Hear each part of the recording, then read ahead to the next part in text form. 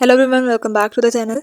In this quick guide, I'm going to show you how you can easily use the dual apps feature on your Itel A200 device. Simply watch the video carefully and follow each step to enable the option and use two accounts of the same app. If this tutorial helped you, don't forget to like the video, subscribe to the channel and turn on the notification bell for more helpful tech guides. Alright, let's get started.